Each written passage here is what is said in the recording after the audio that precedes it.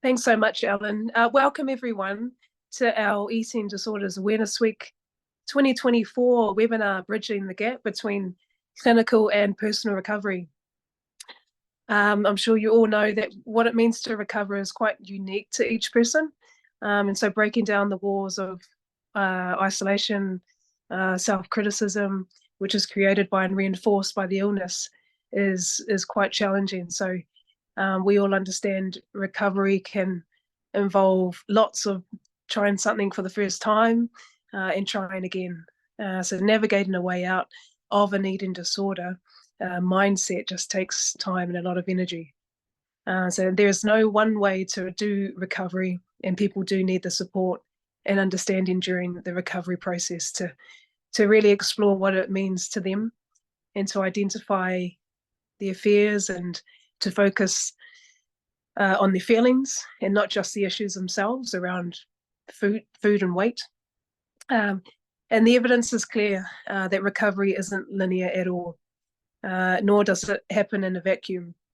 A person-centered approach is crucial to validate and recognize individual experiences and to make sure each person feels heard and supported every step of the way. So we look forward to listening and learning from lived experience, clinical and research perspectives for the next hour and 45. It really is a privilege to be here on this call, an honour to be part of the board of directors and chair of a really important organisation in Bodywise. So without further ado, I'd like to introduce our first speaker. So we have Owen, who's 40, from, they've put your age in here, so I've had to say your age, but Spring Chicken he is, from Howth, Dublin. He was the main contributor in the award-winning documentary Unspoken, which was broadcast on RTE on the 1st of November in 2021.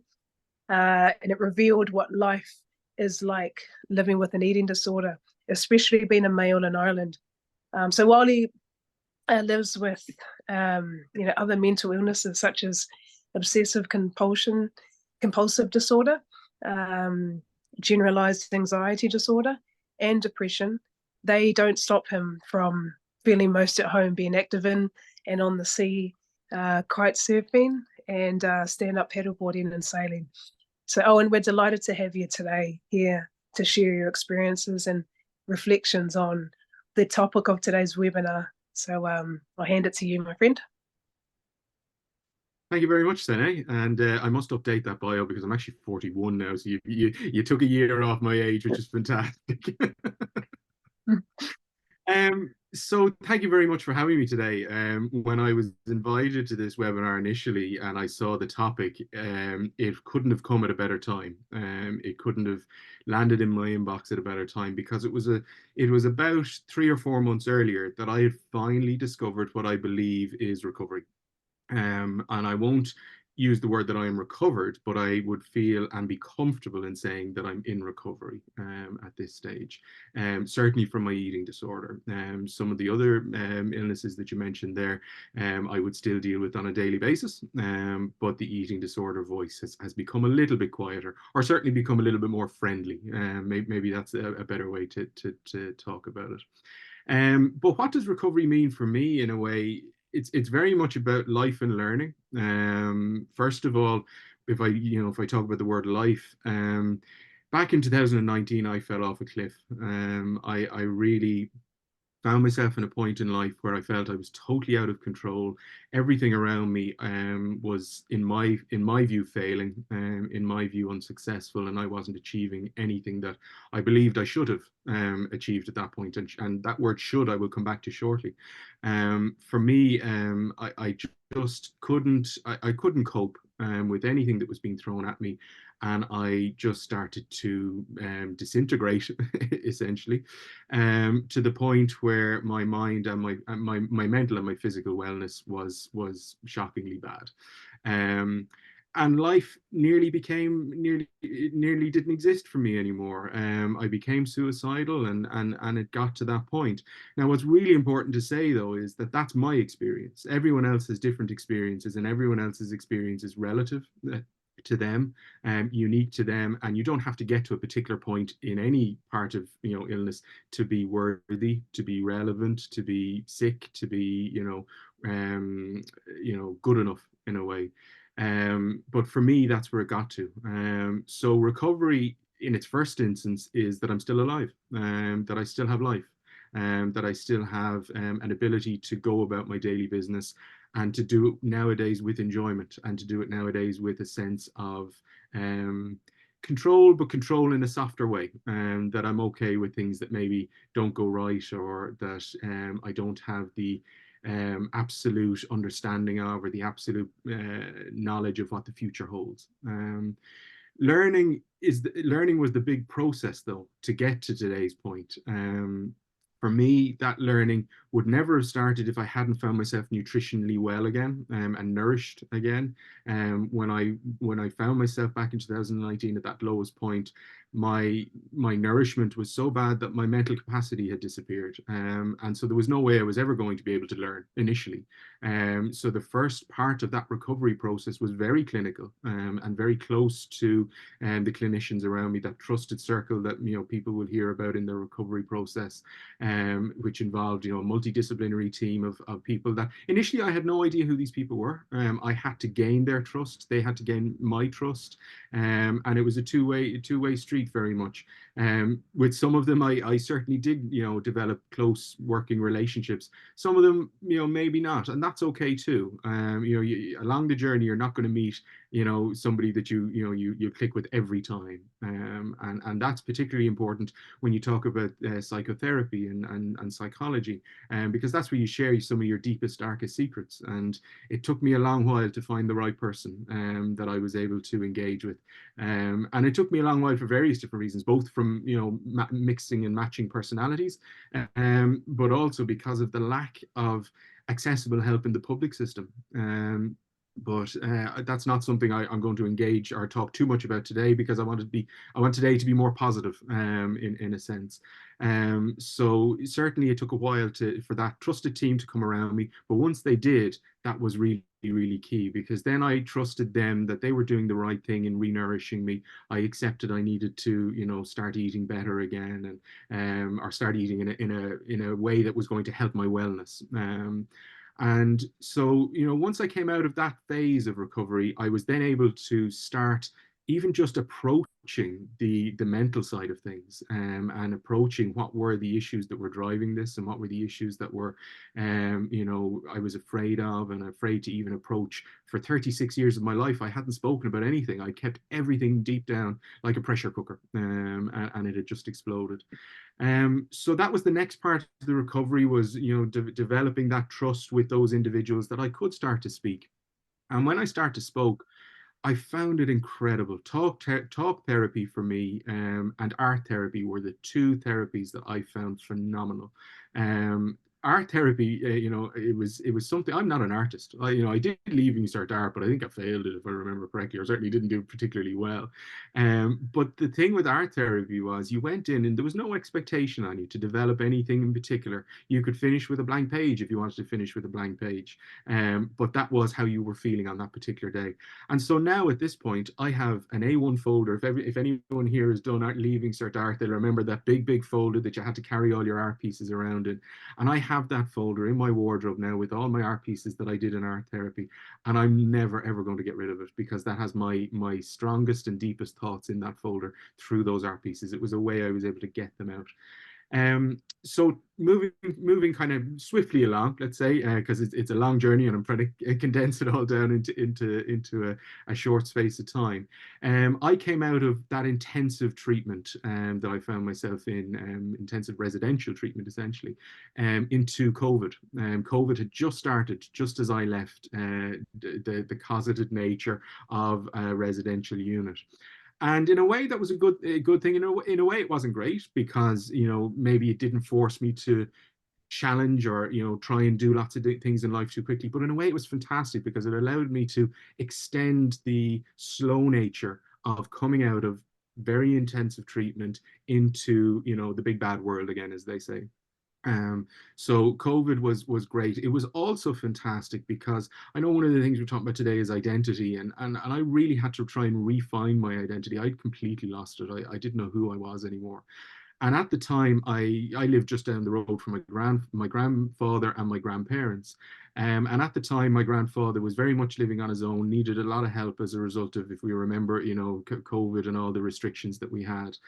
And that was a phenomenal way for me to find my identity again, because I'm all about helping people. That's what I've discovered through this whole journey, and kind of possibly what I knew already but was afraid to say, that was helping people. So for 2 years I got to help my grandfather. I got to go up there, I got to be one of his close contacts, I got to cut his hair, I got to bring his shopping in, I got to do all those different things.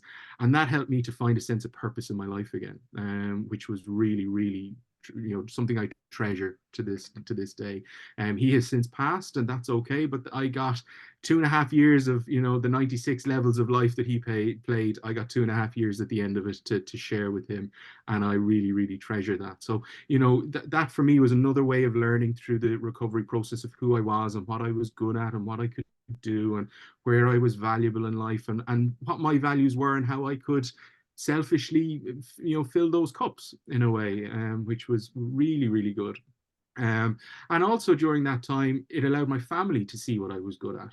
I always, I suppose, thought up until age 36 that my family had this particular expectation of who I was supposed to be or what I was supposed to do. I was the oldest son, the oldest grandchild. That brought with it for me certain expectations. And by doing that with my grandfather, I was able to show them, no, this is who I want to be. This is what I can deliver in life. This is what I want to deliver in life, and I hope you accept that. And they did, which was really, really good. There's two words I've mentioned so far. One is should, and a bit like someone maybe who's trying to deal with alcoholism, or maybe drug addiction or things like that. I was addicted to the word should for many, many years. I should do this. And I think many of us in life are. We use the word should without thinking about it. And I have very, very definitely tried to remove that word from my language nowadays, because it implies so much judgment. It implies so much expectation of what you're supposed to be doing or what you're supposed to be. And no one has the right to judge me except my partner. My partner is the only person who I believe has the right to have an opinion on what I do. But everyone else, can take a run and hike, run and jump if they want to, about that. So for me, I've tried to remove the word should. And the other word, or the other idea, is around the idea of challenge. And for me, I don't challenge myself anymore. Challenge for me for many, many years brought the expectation of failure and the expectation of being unsuccessful. Anything I challenged myself in life with, I didn't believe I was ever going to be good enough at it. So instead, nowadays, I experiment. And experiment has been a huge part of my recovery process, where I will try something. And you mentioned it, Sene, in your opening remarks, and the idea that we try something and then we try again. But the difference between those two attempts at trying is that from the first experiment, you have a positive or a negative result. And even if it's a negative result, that's okay, because you take learnings from that negative result for the next time you try and do it. So instead of failing at a challenge, you have a negative result from an experiment, and then you experiment again with those learnings. So for me, that's been another really, really positive part of my recovery. I suppose the last thing I want to touch on, though, is that not everything is perfect. Not everything, in my recovery process has been great. I have absolutely had lapses and relapses, and to this day I still do. And there are still things that I would see as part of my eating disorder behaviors that are maybe part of also my OCD and maybe also part of my generalized anxiety, but they're still there, and I haven't overcome them. And sometimes we kind of have to just accept in life, maybe we're going to have to live with some of these things. Maybe we can't overcome them all. And my dad gave me very, very wise advice before. He said, Owen, some things in life won't kill you, some things will. Your eating disorder was going to kill you. Your OCD behaviors, while they are quite debilitating at times and they're very strong, they won't kill you in a way. So maybe pick and choose your battles. So for the moment, I've overcome the battle of the eating disorder. It's become friendlier. It's become a little bit quieter. I'm a little bit happier with that person. But I'm not going to necessarily jump into the next battle straight away. There's other things to overcome first. But we, you know, myself and my partner, we've been faced with numerous difficulties over the last 2 months. Some people would laugh if I listed them all out. You'd probably find it a bit incredulous, the difficulties we've had for various different reasons in all facets of life. And I was talking to my therapist about it recently, and we were just chatting about, you know, all these different things. And the thing she said to me, she said, "But Owen, look at you now. You're so much calmer about it all. You're so much more self-aware about everything, and you also understand that everything is temporary. You know, some things will come and go. Like, you know, happiness will come and go, sadness will come and go, and that's very important to remember." And one last thing I just want to pick up on, and this is something that I only spotted this morning, but I thought it was a phenomenal thought. In Irish, we say Tá brón orm, which is sadness is upon me, rather than I am sad. And I think that's really important for anyone who's dealing with a mental illness to think about. You know, you are not your mental illness. I am not an eating disorder. I am not OCD. I live with OCD. I live with an eating disorder, but I'm Owen. And I will always be Owen. And what builds, you know, I am my values. That's the only thing I am, is my values and my physical blood and my physical heart. But I'm not sad. There's times when sadness is upon me, but then there's times when happiness is upon me. And if we can remember that for all facets of life, then I think we'll be doing a good thing. So that is what I have to say today. And I hope everyone has taken something from that. Wow, thanks, Owen.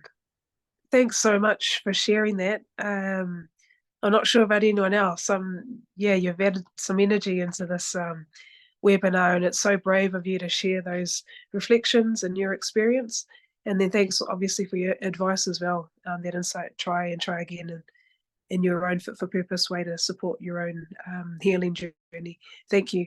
I'd love to introduce our next researcher, Dr Niamh McNamara, who is a social psychologist and associate professor at Nottingham Trent University in the UK. She leads the group's Identities and Health Research group at NTU Psychology. Her research explores the ways in which the group membership impact individual health and well-being, particularly during significant life changes. Her work in the area of social connections, stigma, and eating disorders has been published by British Journal of Psychology, Journal of Community and Applied Social Psychology, Irish Journal of Psychological Medicine, European Eating Disorders Review, and the Journal of Mental Health. She's acted as subject matter expert for Student Minds UK and the National Institute for Health and Care Research, and her work has contributed to the policies and practices of organisations supporting people living with eating disorders. She's also cited in the NCPED's model of care for eating disorders.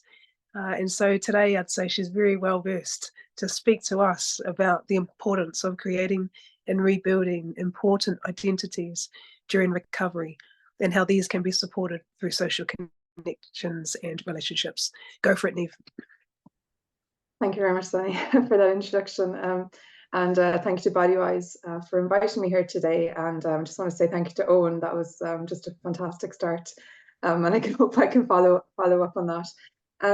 So I think really Owen has introduced what I'm going to be talking to you about today. And it's that very difficult aspect of recovery that is rediscovering who you are and disentangling yourself from the eating disorder, and rebuilding a new sense of identity or new multiple identities. And I'm going to talk a little bit today about that recovery, identity change, and how that can be supported through important social connections and relationships. And I was really pleased to hear Owen talk about family, because that idea of changing or rediscovering who you are, it's very intimidating, and but it's not something that has to be done alone. And I think that's really important to remember as well. And it's important to get support for that. So in terms of what I'm going to talk through today, a couple of years ago, my team and I were commissioned by Bodywise and funded by the HSE to look at eating disorder experiences in Ireland. So it was service and treatment experiences, but also people's daily lived experience, their hopes for the future, their psychosocial health. And one of the things we talked to in interviews for people was what do you understand by recovery? And we talked to carers and also people who were in recovery. And what we could see across all of those different interviews were people talking about, yes, the resolution of physiological symptoms and psychological symptoms, but also this sense of being more socially engaged, feeling dependent, not being defined by the illness. And I think that's very reflective of what we see in research and what we see in the literature, and that kind of debate, I would say, between clinical recovery on one hand, so looking at the resolution of behaviors and thoughts and other psychological symptoms, and also that idea of what it's like to live recovery and what's important as part of lived recovery, such as supportive relationships, identity, which is something we'll be talking about today, and all those other things I think Owen mentioned as well when he was speaking. Now, we don't argue that one is more important than the other, and I think people recognize that there is a link between the two. So there was a study that's just been published by some researchers in Oxford that said that they could see from people with lived experience of recovery that the higher they rated their own personal recovery, so that idea of being more connected, the idea of changing identity, the lower their symptoms and the higher their BMI. So there is that link, but we're not sure how they're linked. And what I'm going to argue today is actually it's identity that links those two. And I'm going to draw a little bit from the research that we do in Nottingham Trent to talk about how identity can bridge that gap between clinical and personal recovery. So what do I mean by identity? I think we all have an idea of it, but when we talk about it as social psychologists, we often talk about who I am as a unique individual, so that idea of personal identity, so in talking in terms of I and me, but we also gain our sense of who we are from the groups that we belong to, so our social identities, and that's about who we are and about things like us. Now, those social identities can be things like national group, so being Irish, being part of a family, being part of a local neighborhood, a sports club, whatever that might be. That's just as important part of who we are as our personal traits. What we get from those group memberships, particularly when we attach a value and emotional significance to them, is that we unlock all of these psychological resources, like social support, like a sense of meaning, and those actually impact on our health and well-being. So what I'm going to argue is that that sense of identity can actually provide those elements of personal recovery that we know in other spheres in psychology actually impact on health and well-being.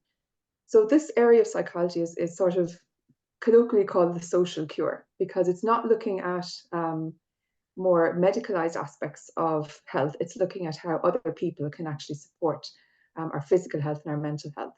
And when we have that connection into groups, they provide, as I say, those different resources like social support, a sense of belonging, positive health behaviors, positive health related norms that actually impact on people's mortality risk. It impacts on people's physical health. It impacts on people's mental health.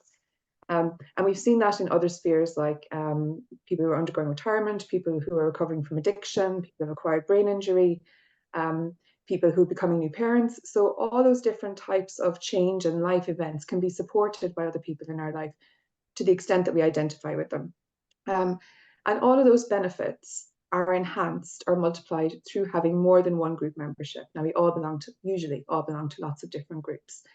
And what having those different groups does for us is that during times of change or significant life events, they help us to adjust by going with us on that journey. So oftentimes it can be groups like families or people who know us before that big change in our life. They stick with us and provide support that can give us a sense of continuity, which is important for health.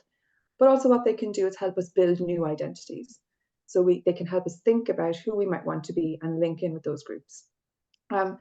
So we feel that if we start trying to think about this in relation to eating disorder recovery, it might help us to bridge that gap between clinical and personal recovery. So the work I'm going to hopefully briefly talk you through today is some work that I've done in this sphere, looking at different groups. And as I say, the research into what it means or what personal recovery means is still in its infancy. But one study that was done very recently that brought together all of these other qualitative studies from people who had lived through recovery to try and identify what the components of personal recovery were. They gathered 14 components and they did an analysis to figure out which were the ones that were the most important. And these were the kind of top 5 or 6. So it was support from others, belief in recovery, that it was possible, a de-identification from the eating disorder, and a sense of connectedness. And our work has found that all of those are operating within groups that people who are in eating disorder recovery belong to.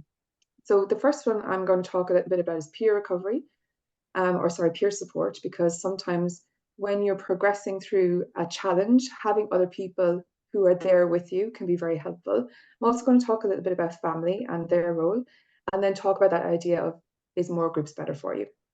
So to start off with the peer support, so a couple of studies that we've done in this area look at online peer support, and was done in conjunction with Bodywise, and also a charity in the UK called Diabetics with Eating Disorders, who support people with type 1 diabetes and an eating disorder. And what we were looking at there was that, why are people joining online groups? So why do people seek out others with a similar condition? And it's really to combat that sense of isolation and loneliness that comes with that, and looking out for a sense of connection and belonging. So a PhD student of mine who's recently graduated talked to and gave questionnaires to people who were in recovery and caught up with them twice over a 6-month period. And she found that the more they were identifying with other people in recovery, the lower their disordered eating symptoms and the higher their overall quality of life. So what that identity, that sense of connection with other people, was doing something for them in terms of their overall recovery. And when we look at people talking to us and qualitative research around why might that work, what we found was that being with peers who are also committed to recovery is somewhere where people can find the right kind of support. It's tailored to what their needs are. It's coming from a good place. But also, so it's that support and encouragement for others that we saw just there was important. But also, peers can help you construct your sense of who you are in recovery. It's not the only identity you're going to be developing, but it is a very important one at the beginning. And also that they can support a belief in recovery that it is possible. What we also found within that research is that those groups can actually help scaffold relationships with other groups, can give people advice and support, and talk to them about how to talk to family or how to reach out to other people. And we found that in particular with the study that we did with the charities, with Bodywise and DWED. So that's the online peer support, or peer support more generally. Another group that we found in our research that's particularly important is family. Now, that's a very straightforward way of looking at it, but it's obviously quite a complex issue. But just looking at how families can operate as a recovery resource, we found that, again, that sense of connection with family is actually linked and predicts reduced psychological distress associated with eating, so the belief that you can eat normally, and also predicted better quality of life. We also found that family can be very helpful in combating the loneliness that can sometimes can be a precursor of an eating disorder, or can sometimes trigger relapse. And we found that, again, more people were connected into their family, the lower the eating disorder symptoms, because it was combating that sense of isolation and loneliness. And we found that just before COVID hit, and actually during COVID, that those people who were more linked in with the family, who felt a greater sense of connection with family, didn't experience the pandemic as badly as those who didn't. Of course, in saying that, we have to acknowledge that families also need their own support. So one of the things we did see in our research was that levels of family identification for this population were slightly lower than we would see in other similar studies with other populations. So clearly this is something that affects the family group.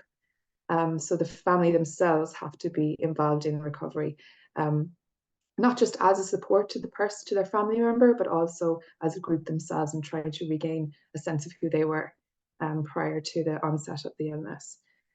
That idea from theory, in terms of the more groups you have, the better, is probably a little bit overly simplistic when we look at it in relation to eating disorder recovery, and I would imagine in relation to a lot of different things in life. So back to Jade's research. She found that over that 6-month period, as people were progressing through their recovery, they started to join more groups. And the increase in those number of identities that they were holding predicted better quality of life, lower disordered eating, lower anxiety symptoms, and lower depression symptoms. But it's a little bit more complicated than that. So what we found is that some groups are more helpful and more harmful than others. And we can't automatically decide or say a group is helpful or harmful. We have to talk to the person about what their connections are, what how they feel those different connections impact them. What norms are associated with different groups? Where are some groups going to help your recovery, or are some groups actually going to hinder that? And we've done some research that we did find that family and peers were quite helpful, but not always. And sometimes we found more pro-eating disorder groups were negative, and sometimes some friendship groups were negative. But we can't automatically say every family is going to be helpful or every friendship group isn't going to be helpful. We have to help the person themselves, as they're going through their recovery journey, figure out which connections they should keep and hold on to, which ones they should develop, and which ones are best to walk away from. And I think that's really well captured by one of our participants. So this is a pseudonym, so not her real name, Lindsay, was talking about as she went through recovery, she found it easier to figure out which groups were going to help her in that, and which groups she needed to walk away from. So that's one of the big challenges when it comes to treatment, and looking at just recovery more generally and how we can support that. There is a social dimension to it.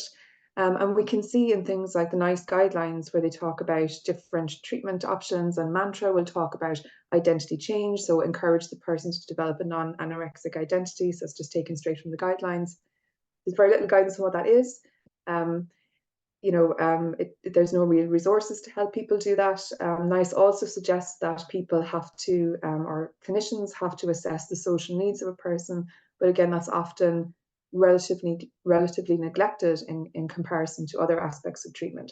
So what we're trying to do at the moment, and it's still a work in progress, so I'm just going to share a couple of early insights, is we're trying to translate all of that work that we've done to support clinicians and support people going through recovery to think about their connections, to think about who are they going to be once they leave that illness behind. They might carry bits of it with them, and that's okay too, but who else can they be?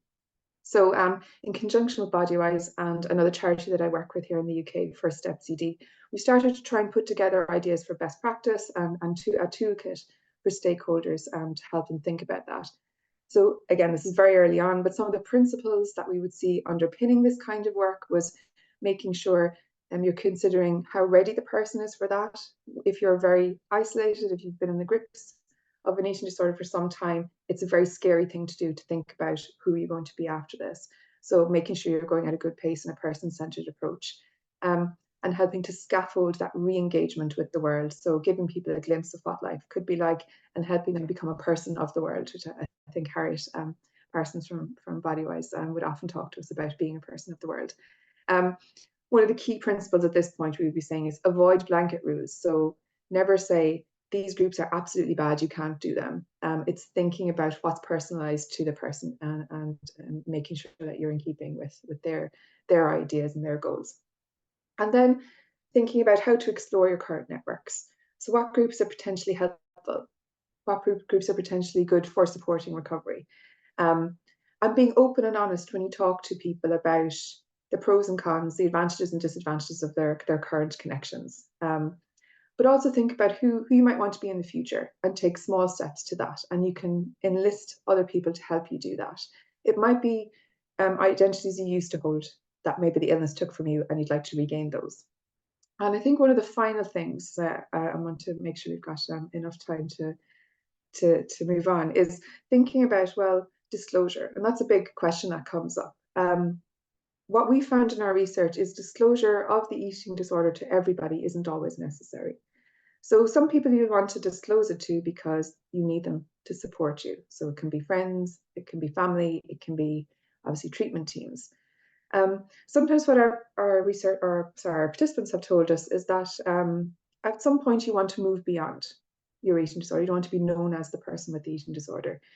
So if you're joining a new workplace, you're joining a university, you're joining a new hobby group, it's fine to say, I'm not going to tell them about this because there isn't any need for them to know. And what we found is that health can be improved in both circumstances, by being very open with the people you need to be, and by thinking about whether it's relevant or not for the people who don't absolutely need to know. So that's something we're currently working on. We have some events coming up over the next couple of months where we're really trying to build these into more concrete toolkits. So hopefully at some point in the near future, we'll be able to get people's insights into that and to release it more broadly. But just really to sum up, I suppose the message that I wanted to kind of put across this morning is that idea of identity. And rebuilding identity doesn't have to be done alone. It's something you can do with other people because they are also part of who you are. And it's thinking about the resources that those groups provide that can impact on health and act as that bridge between clinical and personal recovery. And that's it from me. And thank you very much for your attention. And I'll stop there. Thank you so much. Thank you so much, Dr. Niamh there. Sorry, I was trying to find the mute there. Yeah, that's excellent stuff. And I'm sure everyone on this call would have taken some invaluable support advice from that. So thank you so much for that, Niamh.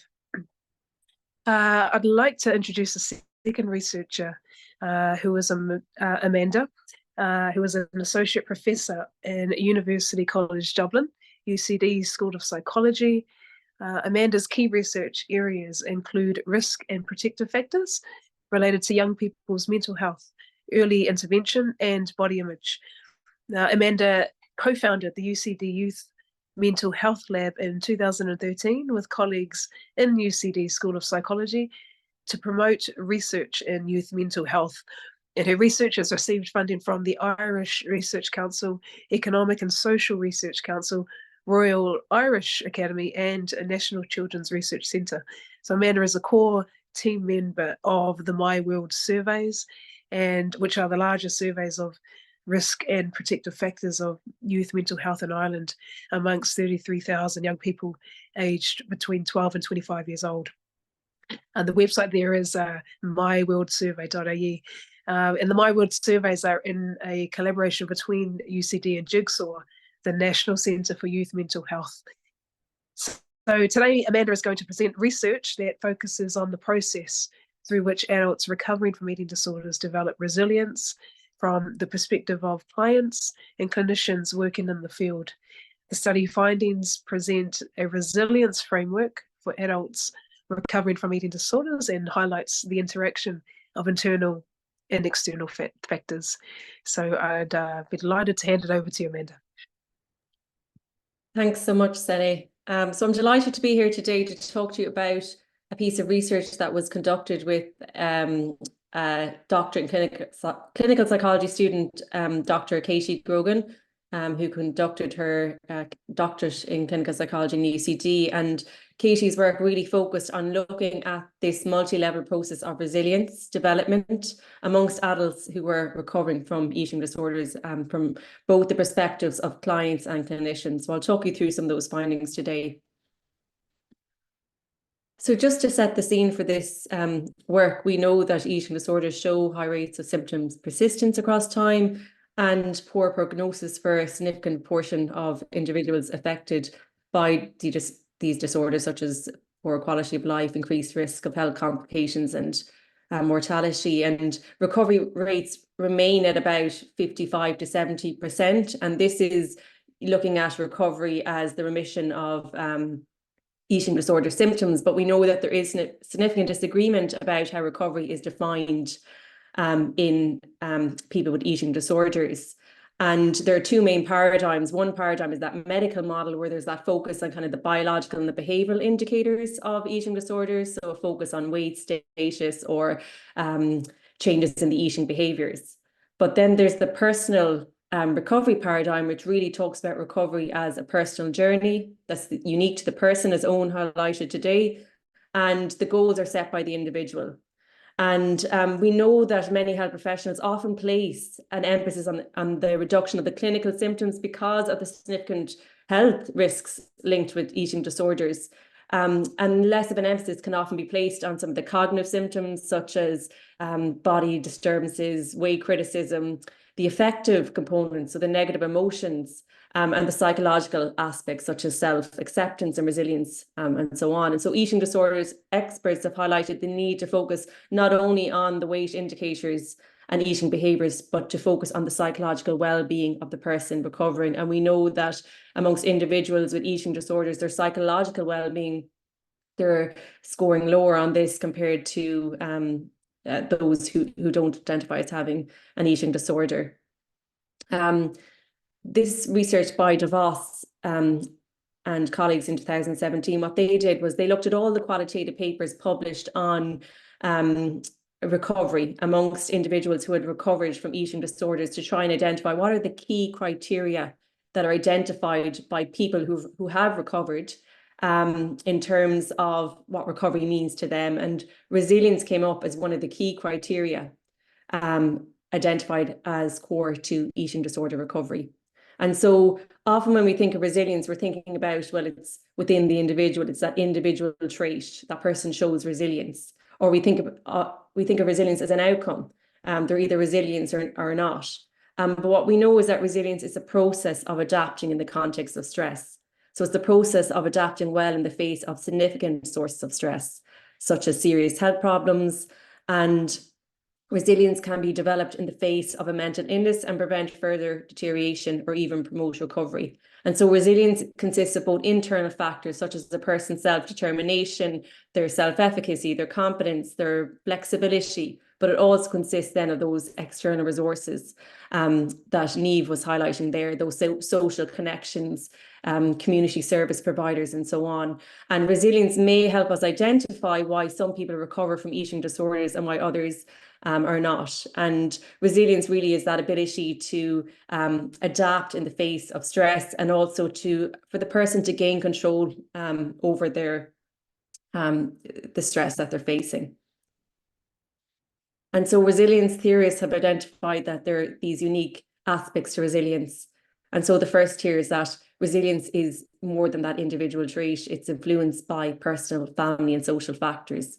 And resilience is not fixed. It's a process, and it occurs in response to adversity. And within eating disorders, we know that there are high levels of stress, trauma, or adversity faced by the people. And some of those stressors can be ongoing in the context of the eating disorder. So it could be psychosocial issues, so poor quality of life, anxiety, depression. It could be trauma, childhood trauma, or current adversities that they're experiencing. And so we're looking at how that person is dealing with and coping in the context of those stresses. There has been a small body of literature looking at resilience in the context of eating disorder recovery. So using measures, we know that amongst those who are recovering from eating disorders, that their resilience levels are lower compared to those who have recovered and the general population.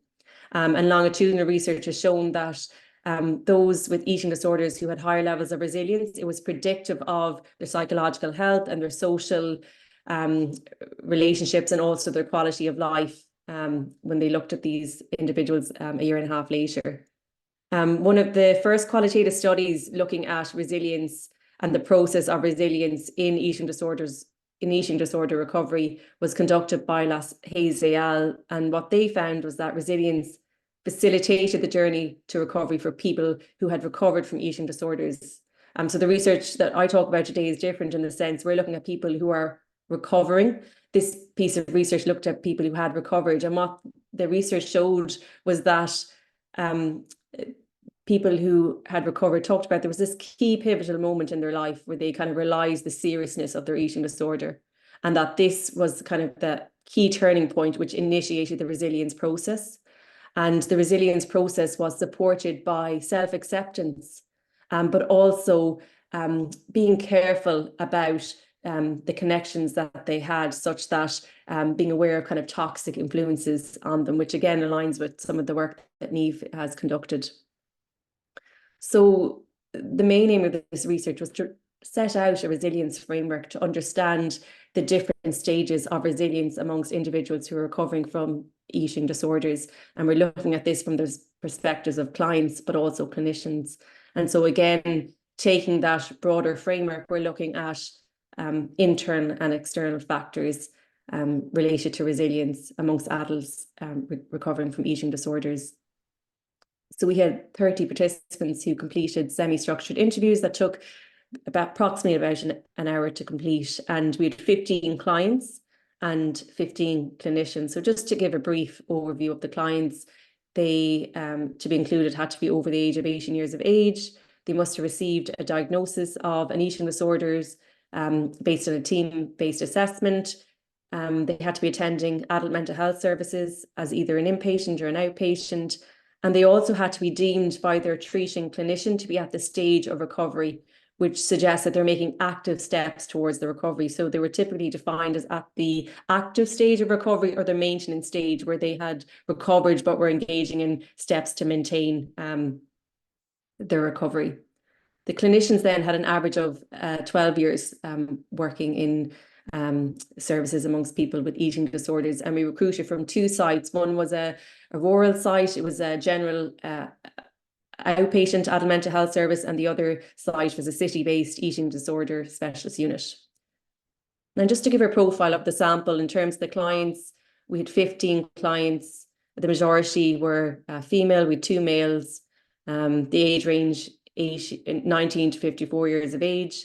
The number of years they were living with their diagnosis was 9 years, and we see the diagnosis received there, where about half of the participants had another diagnosis, such as anxiety or depression or obsessive compulsive disorder. And in terms of the profile of these participants, we see that about 40% were living with their family of origin. We see that, again, most of them, 40% identified as being students, and that's the profile. In terms of the clinician group, we see we had 10 who identified as female, and the age range was 32 to 58 years of age. It was a very multidisciplinary clinician group. We had people from nursing, psychology, dietetics, psychiatry, so it was mixed in terms of the perspectives that we obtained. And so this framework set out here, this diagram, really shows the process through which adults recovering from eating disorders develop resilience, where really we outlined this kind of overarching theme, which was bouncing back to being me. And within this overarching theme, we had 3 stages through the process of resilience. And just today, I'm going to talk about resilience in terms of this kind of temporal sequencing of resilience. And I'll talk about stage 1 and 2 and 3, but that we recognize that this is for kind of simplicity in terms of explaining the resilience process. And there is a recognition that not every person will follow these stages, some skip stages and so on. Where the first stage was looking at, well, who am I without my eating disorder? And that relationship between the eating disorder and the person's identity. Stage 2 is looking at my eating disorder doesn't define me, and then looking at some of those social family factors that facilitated the person moving towards that stage where their identity started to become separated from their eating disorder.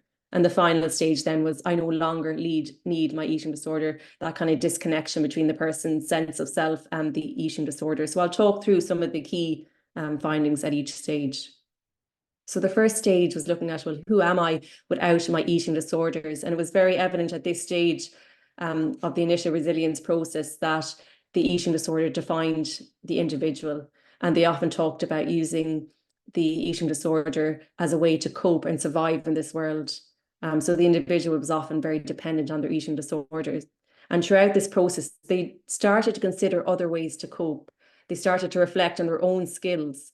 For example, their communication skills. They started to reflect on ways they had coped well at other times in their life, and then how they could potentially use those coping skills to kind of support them to deal with the demands of life, as opposed to being dependent on their eating disorder.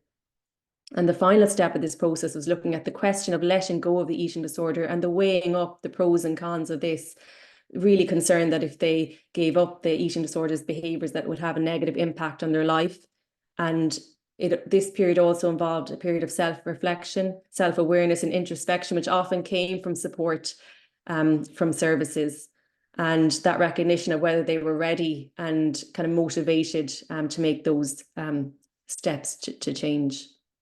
The next stage of the resilient process really looked at how there was started to be that separation from identity and the eating disorder. So my eating disorder does not define me. So the first step here that emerged was seeing the bigger picture regarding eating disorders. And this is where we really see the importance of family and services coming into play.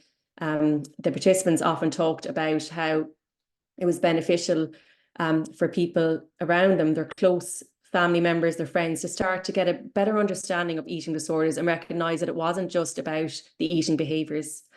Also the recognition that the road to recovery was long and wasn't necessarily linear. And also that piece centred around managing anxieties of the individual, but also their families around the eating disorders and managing negative emotions. The next step here was safety and security. And I think this ties in with some of Niamh's work on social connections, where they felt that they wanted to have a secure base in order to facilitate their recovery. They also wanted to have open and honest conversations with their close family members, their partners and friends. And there was also that kind of balance between autonomy versus support. They wanted support, but they also wanted autonomy to be able to make their own decisions regarding eating disorders. And finally, the last stage here was looking at the potential knocks along the way. There was a recognition that this was not necessarily going to always be the most straightforward road, and recognizing what some of those knocks could be. So, for example, they talked about being very conscious of judgmental attitudes. So this kind of social comparison, pressure around them, and being very careful of that. They also talked about triggering environments. So, for example, an environment where there was a strong or overemphasis on food that could lead to a kind of body image disturbances. And they also talked about attitudes of family members and friends, which ties in again with Niamh's work, whether some of those attitudes and comments could be negative, and just trying to be able to be mindful of that and how they were going to maintain the recovery in the context of these knocks. And the final stage then of the resilience process was that I no longer need my eating disorder, and talking about that resilient me. And here we start to see really that separation between their sense of self and the eating disorders. And they talked about getting back to routine and normality, and the importance of getting back to some kind of normality in their life. And they also talked about the importance of developing a more positive mindset and future outlook on their life, and that this was key to recovery. And they talked about some of these factors that would help them develop that positive mindset. And I think we've heard of some of them today. They talked about self-determination, self-belief, that sense of hope, self-esteem. And what they recognised was that it wasn't that a person either had these factors or not, but that these were goals to work towards. And that there was also that recognition that some of these personal factors, such as self-determination, could also be negative and lead to maintenance of the eating disorders. So, for example, self-determination to be thin could be naturally maintain the eating disorders.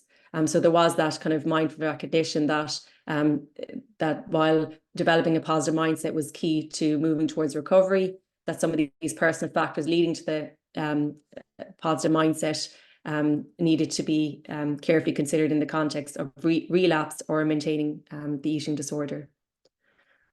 So a core finding here was that the self-identity was recognised as an important feature in the resilience process, which involved a regaining of personal identity separate to that of the eating disorder identity. And we know that within recovery for eating disorders, there's a recognition that identity being separated out from the eating disorder is important. And that for clinicians, that if there is that distinction between the person's identity and the eating disorders, it can make it easier to target the thoughts and behaviours linked with the eating disorders when the person doesn't see the eating disorders as valuable to their sense of self. So just in terms of some of the clinical implications, what we've identified here is there was 3 stages to the resilience process.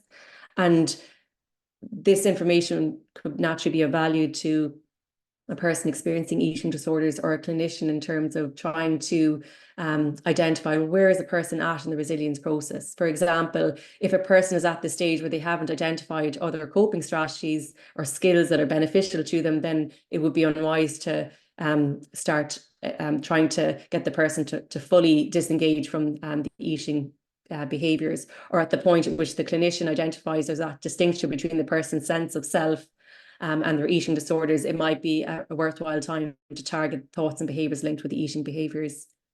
There's also this recognition of the multi-level influence on the development of resilience, and it reduces the burden put upon the person in recovery to be solely responsible for their bounce back ability. Here we see the direct influence of family, friends and service providers in terms of the resilience process.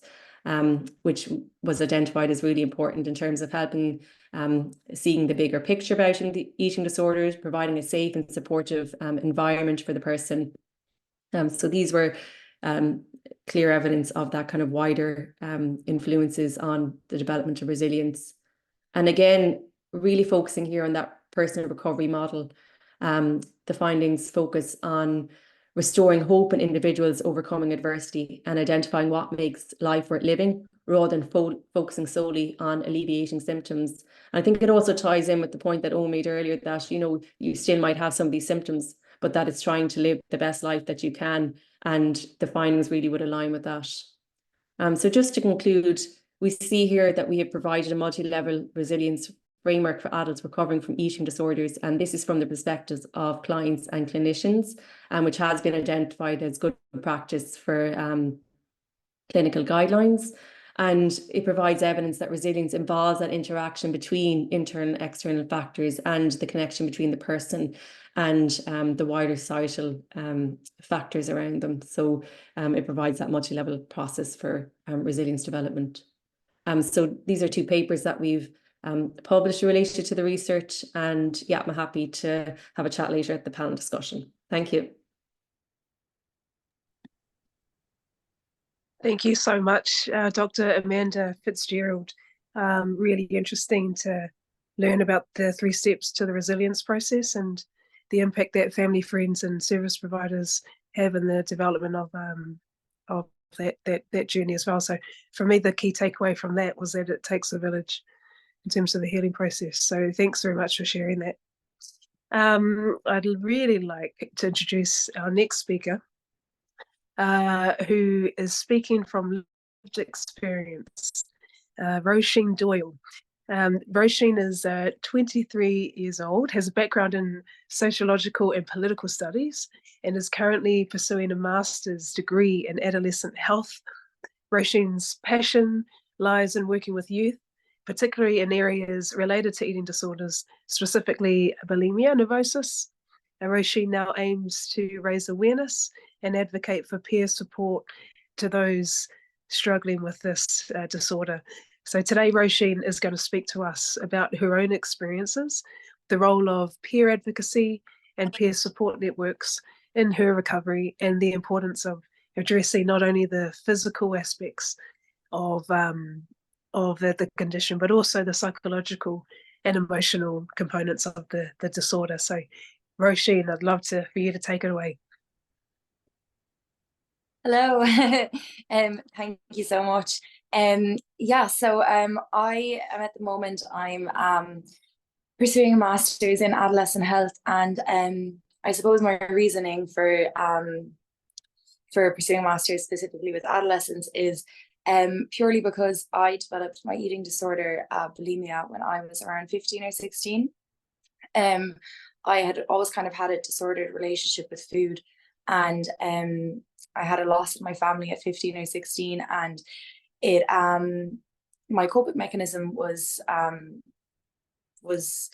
of I suppose I started to struggle with binging and purging, and by the age of 21, people talk about all these, you know, physiological consequences that come with specifically bulimia. By the age of 21, I'd lost teeth, and I kind of felt like my body had aged way before its time.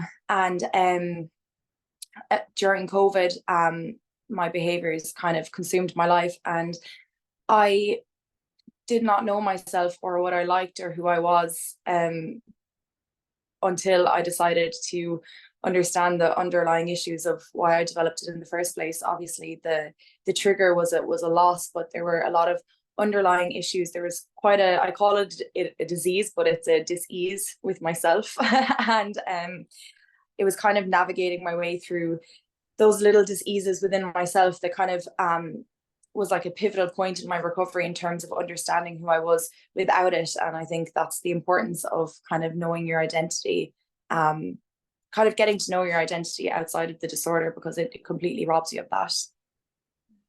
Thank you, Roisin. I know we spoke a little bit over the phone and you shared your experience with me.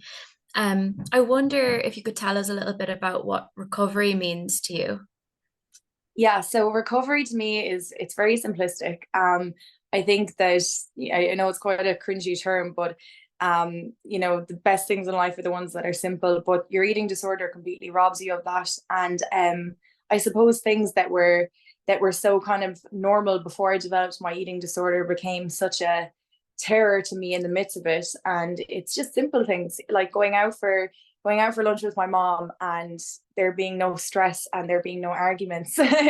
And you know, being able to be at ease in the company of the people that I love. And you know, developing hobbies is a big thing. You know, it completely robs you of anything that's not food related or that's not behavior related. And I suppose for me,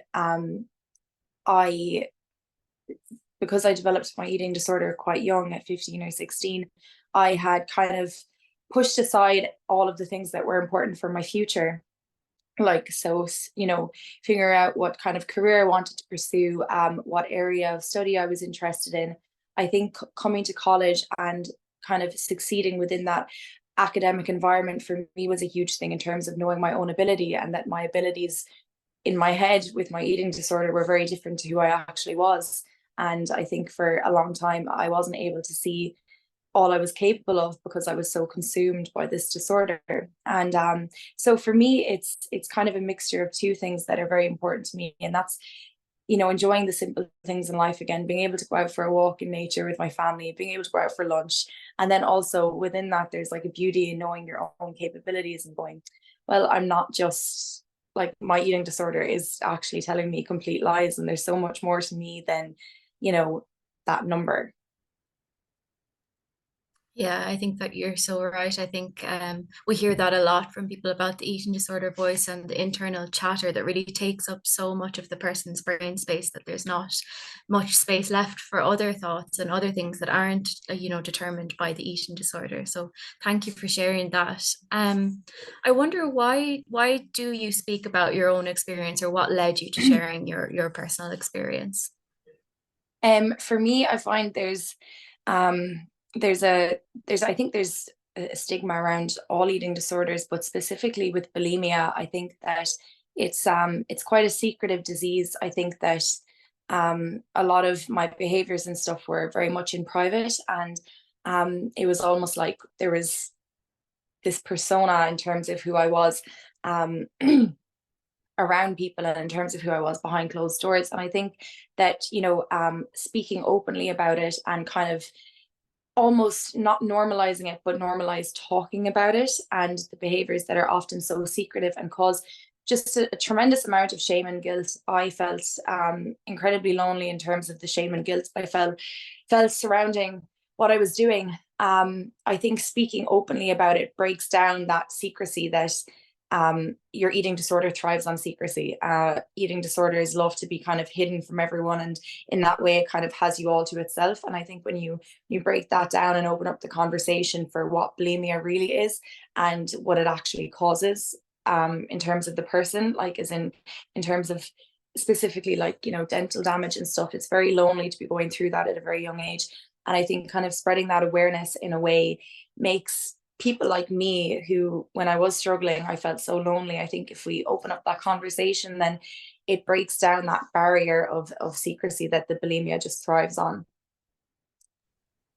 And thank you for sharing your experience and being part of that conversation and breaking down that stigma.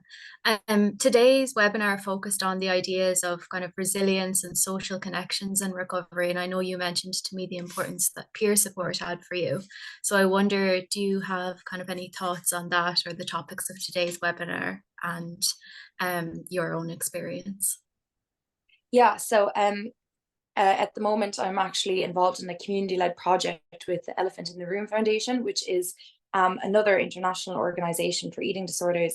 And we kind of work on peer advocacy through social media and through kind of developing research specifically in regards to bulimia. And I think that what's put out there in terms of social media about eating disorders, specifically in terms of where it's not as censored, like you know, for young people, because I focus specifically on young people, so like Instagram and the likes of TikTok, it's very important to have conversations that are informative, and for people like me who would have been struggling, that we're putting across the right message, and we're putting across a message that is showing what the illness actually is and taking out any type of glamorization.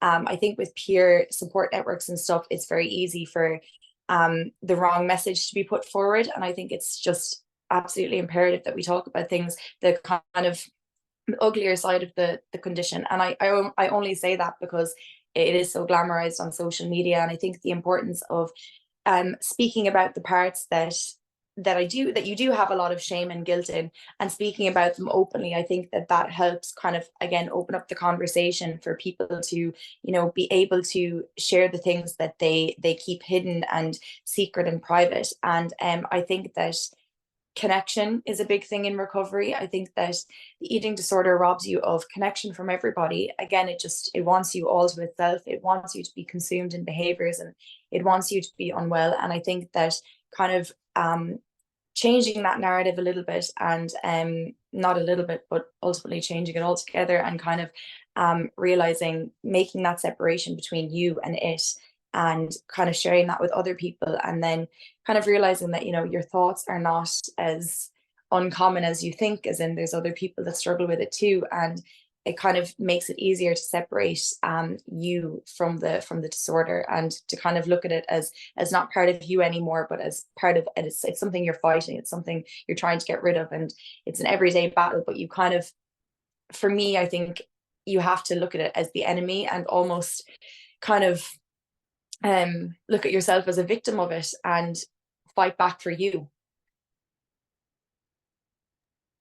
I think that's a really important message, Roisin, that you're not alone, and that other people are experiencing similar concerns around their relationship with food and themselves. The focus of Eating Disorders Awareness Week this week has been around recovery and beyond individuality and identity. I wonder, does that resonate with you in relation to your own experience in terms of that theme? Yeah, 100%. I think that recovery is quite different for everybody. It's dependent on maybe the eating disorder you're struggling with, or maybe the reasons that you developed it in the first place. I think for me, a big thing has been kind of being more compassionate towards myself, and kind of understanding what, again, I call eating disorders a disease, and then I say it's a disease with yourself. It's kind of understanding why you have this disease with yourself, and then kind of being able to build your own identity around your struggle. So for me, that's kind of, I have like lots of creative outlets. I know Owen mentioned art, and that's a big thing for me in terms of calming my mind, because unfortunately, like, eating disorders tend to come with a lot of comorbidities, and I'm sure a lot of us can kind of relate to that. And I think it's kind of finding those things that I like outside of the addictive behaviors, and you know, achieving within your own life. But also I found there was a point where you know, I had family members say to me that I was kind of achieving all around me, but I wasn't addressing the elephant in the room. And I think it's kind of navigating recovery whilst managing, you know, other aspects of your life, and kind of figuring out who you are, but always addressing, you know, that voice in your head and constantly fighting it. So you know, for me, I think it's different for everybody, but you know, constantly, no matter how good my life is going, I stick with the things that help me in recovery. So, you know, a multidisciplinary team, seeing my dietitian, you know, engaging with my therapist is kind of, no matter how successful you might be around you, it's always important to keep focused on, you know, addressing what had kind of set you back for so long. I think that a lot of the times when, you know, things are going good around you externally, you kind of forget the internal struggle you might be having. And for me, it's kind of, again, fighting that, and always staying like connected with, how am I feeling, how are my thoughts today, and changing my inner dialogue for me has been very important in terms of my identity, because it's like, it's made me there was always this kind of little part of me that got a glimmer of who I was outside of my eating disorder when I was in it, but it was like I could never reach that person. And now that that person's kind of more present and the eating disorders just a little bit more far away. It's just important that I always have that like compassion for who I am and, you know, what I'm fighting. And I think that it's really important to make that separation, to know your own identity, but also be aware of that little voice in your head and how that little voice can completely destroy you if you give into it.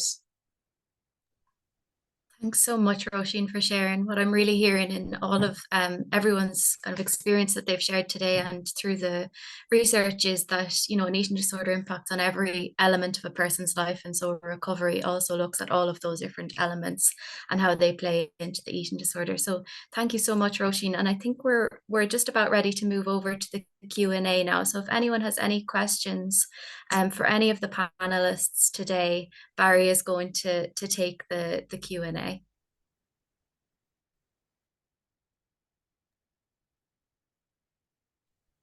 There was a question for Owen. I know he answered it.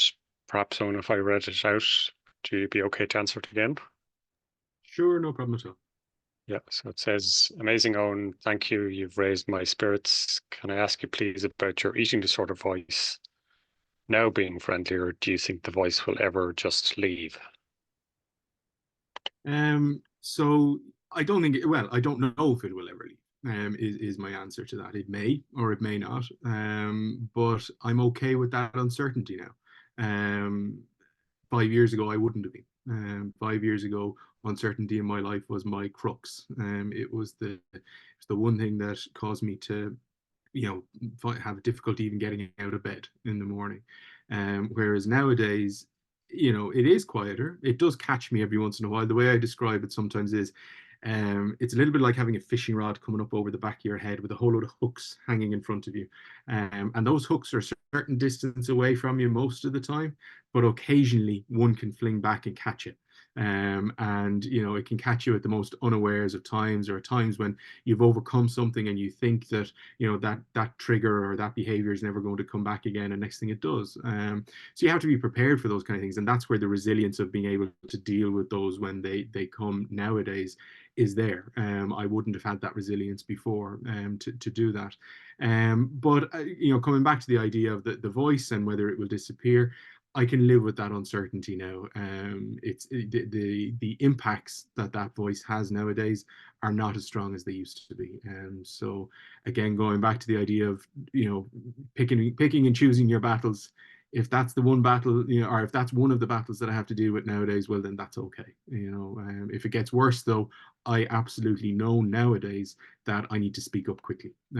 If the voice gets stronger, if the behaviors appear, you know, in a more chronic way, then I know I need to straight away talk, and that's the self-awareness that I've built up through the recovery journey.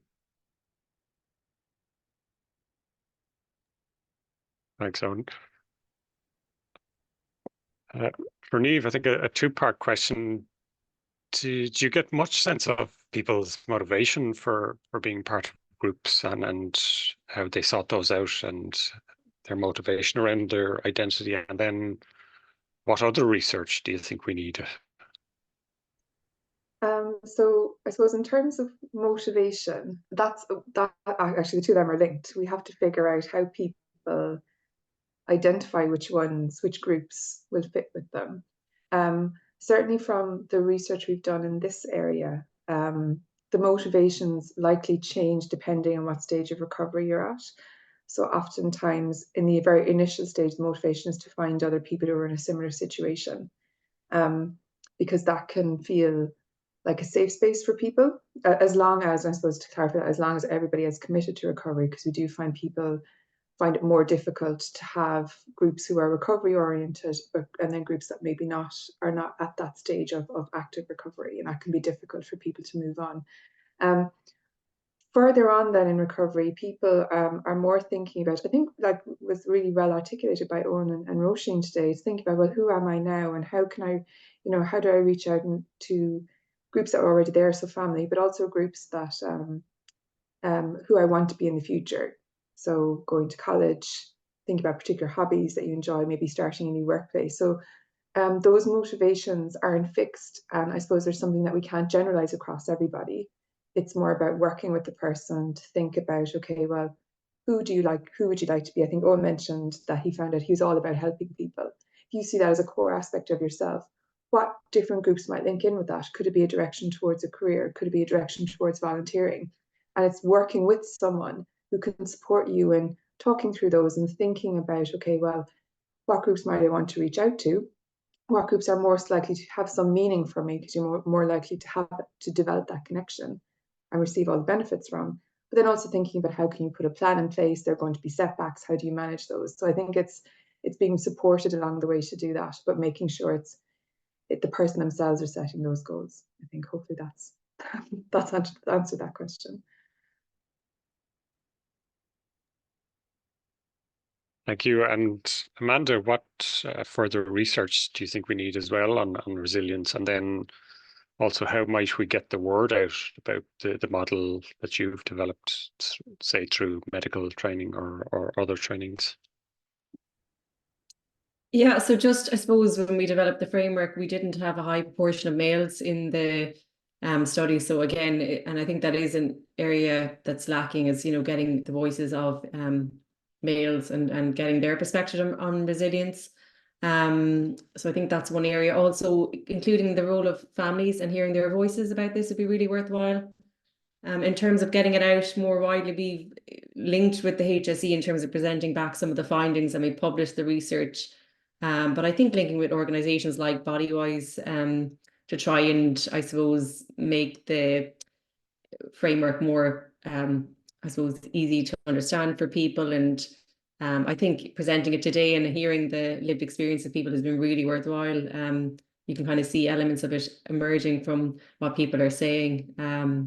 So I think there's some good ways to get out. I know as well, Roisin mentioned about social media. I mean, I think that's a really important avenue in terms of communicating information in this space. Yeah, we were at an event in the Southeastern Technological University on Monday, which focused on spirituality and eating disorders, actually. So that would be an interesting crossover, I think, for both what you and Niamh have talked about today. So the question then for Roisin: I'm inspired by all the speakers today. Thank you. I'm particularly interested in hearing Roisin's insight on how social media can be used to help someone struggling with an ED when there are so many triggers on various platforms like TikTok. And is there anything a carer can do to help steer someone to following the right information and the people on there? Yeah, I think that's a very important question. I'm very passionate about speaking about you know, kind of the role of social media.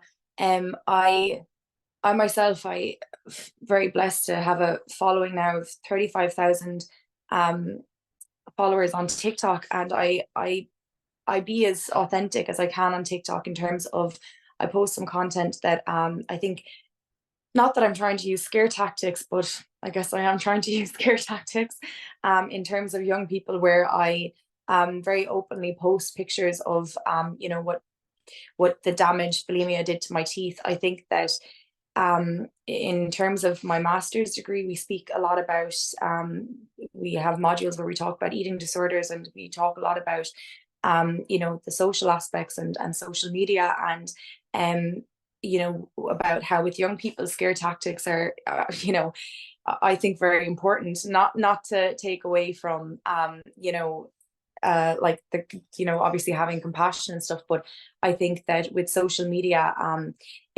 there's especially on TikTok, there's so much, I always say, glamorizing a disease that's for the individual is so ugly, you know, as being so young and having your body age way before its time is not nice. And I think kind of following people that support that message for young people is very important, because unfortunately with young people, you know, appearance is a big thing, and social media plays a huge part in that. And I think it's incredibly dangerous to be glamorizing this disease, specifically with its physiological complications and, you know, the mortality rates associated with it. And I think that kind of having a space on social media where there's influencers who are number one, spreading awareness to what it's like to be in the disease, but then also kind of making positive content on how amazing recovery is, and you know, all the little wins that come with it. So I think you know, kind of in terms of for parents, I think it's very important to kind of follow people that have that story and kind of share that story on social media. And I suppose the block button is very important on social media with young people, because there's plenty of people that are going to be posting content specifically on TikTok that is going to be very triggering. And unfortunately, there's not enough community guidelines on social media. So I think it's very important to be following people that have the right message. And I'm very blessed to have that platform and to be able to kind of speak so openly about bulimia, because I know that in my time struggling with bulimia, there was influencers out there kind of sharing the really ugly side of the illness. And there was one girl in particular, and I'll give her full credit, she posted a picture of the dental damage of her teeth, and I made it my screensaver. And for me, that was a huge motivator. I don't know if that's the same for everybody else, but it's kind of following people that aren't afraid to share the ugly side, but are also, you know, creating like cultivating this positive kind of narrative around recovery, and for people that are suffering, show them that there is another side.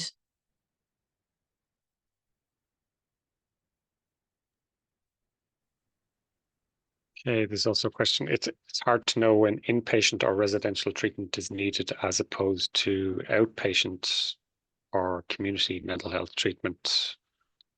Someone is asking you, did you try Rosen? Did you try inpatient Rosen? If you don't want to answer that, that's okay then. Yeah, no, that's okay.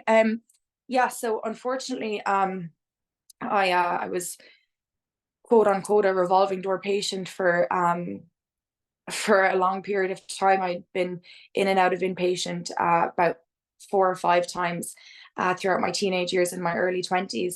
I think that inpatient is very important in terms of building a foundation. I'm sure a lot of people can, Owen was saying earlier, and I totally agreed with him.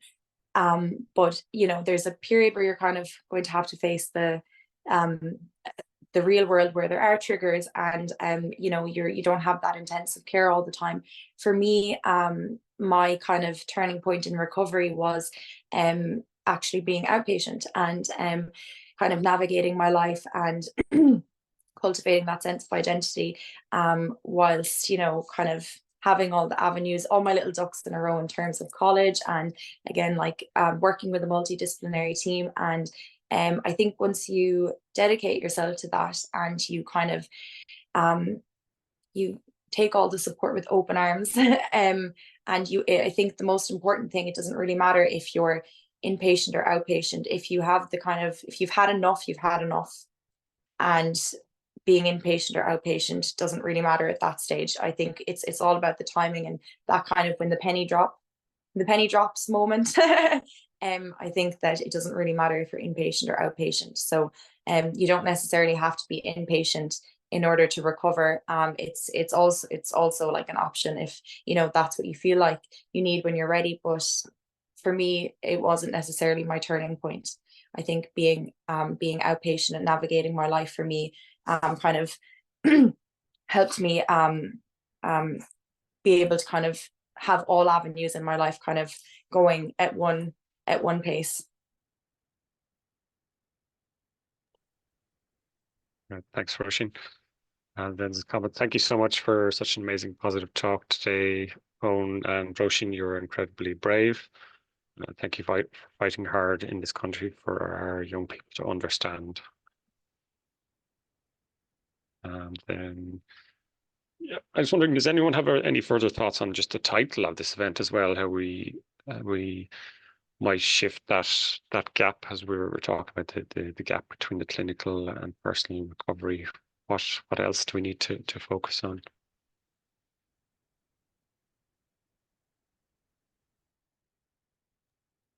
I'd love to see some more of the dots joined up in a similar way to, I suppose, physical health to a certain degree.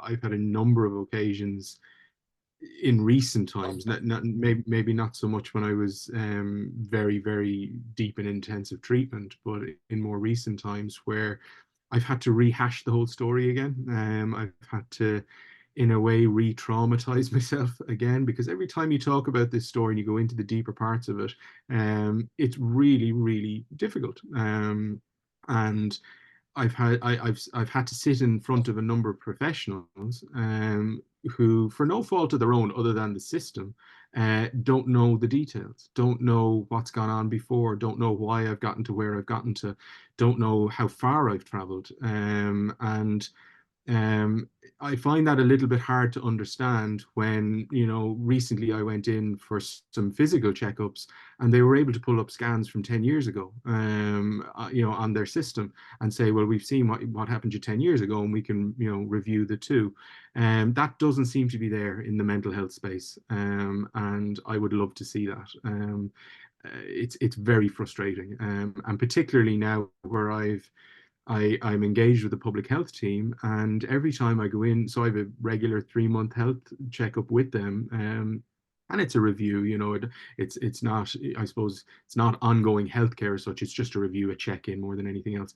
But every time I go in, because of the nature of that service and because of the nature of the way the employment happens there, I see a different registrar every time I go in, and I'm sorry, but that's not good enough. You know, when you're going in and the first, you know, you've only got a 15-minute appointment, and the first 10 minutes of that appointment are trying to tell them everything that they, in a way, need to know already, is very frustrating. So I'd love to see some more of those dots joined up, bridging that gap, so that the recovery process is a more holistic one, in all aspects, and that it's not in different silos, that, you know, you're trying to manage all the different things yourself, you know. Yeah, I totally agree with Owen on that point. I've experienced the same thing where obviously, like, I'm engaged with outpatient services, and you know, I would have a checkup as well, and it's you know, you're sharing things that are quite personal, and no matter how far you are into recovery, there's always going to be triggers, and dealing with different reactions from different clinicians all the time, it's not easy, and sometimes it can almost make you feel a little bit irrelevant. And I suppose if you were going in there on a day where your eating disorder voice was a little bit louder than, you know, your rational self, it could be detrimental. And I think it's very important, again, with joining those dots, because one of my supervisors does not like the term mental health. I think mental health is health. There really should be no divide, and there's a huge distinguishment in terms of when you go into, you know, for something physical rather than when you go in for something mental. It should be all under the one umbrella, because they're all as important as each other. And it's I think for people that are initially reaching out for help, I think that kind of change in clinicians and having to relive the same thing all the time could be incredibly triggering in early recovery. And just to pick up on the social media side of things as well, just connected to Roisin's just lit a light bulb in my head about something that I've been talking about recently, which is the idea that mental health in a way has been commodified through social media, where, you know, there's all these tricks and ways of, you know, sorting your mental health out through social media. You know, you follow these people doing full moon bathing and sea swimming and yoga and this and that and whatever. And I'm not dismissing any of them. They are all great things, and they get you out, they get you moving, they get you into nature. It's really, really good. But I'm sorry, if in reality, full moon bathing or sea swim is not going to solve my anorexia, you know, and let's be real about it. So I think we need to be careful that where Roisin is talking about mental health and physical health, we also need to be careful that we don't conflate the two words mental health and mental illness. Mental illness is, you know, detrimental. And it is something that we really, really need to be careful of not diluting. And I would love to see a minister for mental illness. You know, that's something I've said before, that I think a minister for mental illness would give it the credibility it needs, in a world where I think it's been diluted a little bit.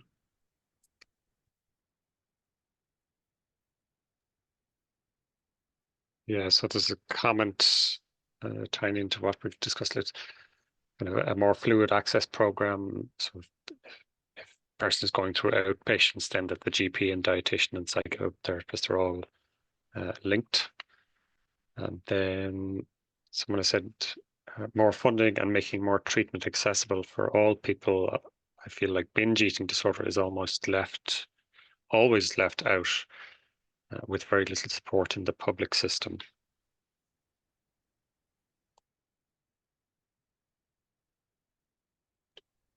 I think that's everything in the Q&A box at the moment, Ellen.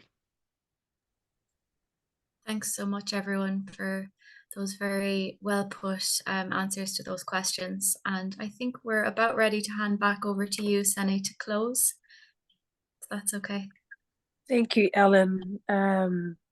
Thank you, everyone. It's such an important webinar, just in terms of offering some support to those who tuned in. So thank you very much for joining us, and thank you to everyone involved in putting this really important support mechanism together. And hopefully it was insightful and informative to those who participated and tuned in. So we're going to pop our support services up on the screen for anyone who wants to reach out after the webinar.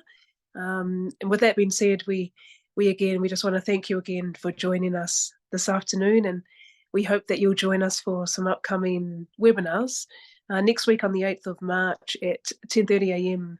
in support of International Women's Day. We will host a webinar titled Against the Odds, Women's Journeys from Negative to Positive Body Image with Moon Walden. And then there's going to be a link to register on our website and via the poster that'll pop up on your screen. So again, thank you so much to everyone. Grov Margaret, take care, everyone, and we look forward to welcoming you to another BodyWise webinar soon.